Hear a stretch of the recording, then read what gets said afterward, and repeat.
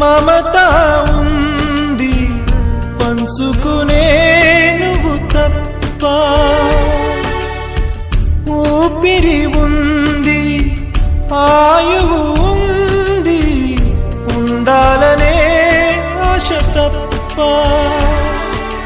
ప్రేమంటేనే శాశ్వత విరహం అంతేనా, ప్రేమిస్తేనే సుదీర్ఘ నరకం నిజమేనా?